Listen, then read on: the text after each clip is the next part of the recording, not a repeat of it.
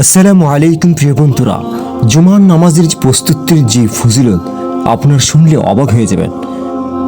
নায়েব ইবনে ওমর রাদিয়াল্লাহু তাআলা আনহু বর্ণিত আছে, রাসূল আকরাম সাল্লাল্লাহু আলাইহি সাল্লাম ইরশাদ করেন, যে ব্যক্তি জুমার দিন জুমার নামাজ পড়ার মানসে গোসল করে তার পূর্বকৃত সমস্ত গুনাহ আল্লাহ পাক মাফ করিয়া দেন। সুবহানাল্লাহ।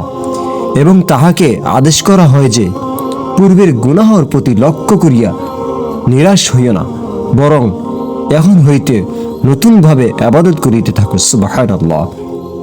জুমার দিন যখন গোসল করিবে তখন বলিবে, হে আল্লাহ, আমি তোমার নৈকট্য লাভের আশায় গোসল করিতেছি এবং এই গোসল দ্বারাই জুমার নামাজ পড়ার ইচ্ছা রাখি।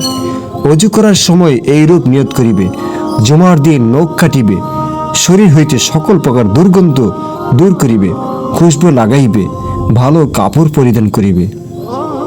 যাহাদের ভালো কাপড় নাই, আতর লাগাইবার সামর্থ্য নাই, তাহারা অতি বিনয়ের সহিত মসজিদে যাইবে এবং মনে মনে এই প্রকার ধারণা করিবে যে, আয় আল্লাহ, আমি গরিব, তাই এত ফজিলতের দিনেও আমি ভালো কাপড় পরিতে পারি নাই, সুগন্ধি লাগাইতে পারি নাই ইত্যাদি। হে আল্লাহ, তুমি যদি কোনো দিন আমাকে সামর্থ্য দাও তবে নিশ্চয়ই আমি এই মহান দিনের কদর করিব। আল্লাহ পাক রব্বুল আলামিন আমাদেরকে জুমার পরিপূর্ণ প্রস্তুতি নেওয়ার তৌফিক দান করুন। আমিন।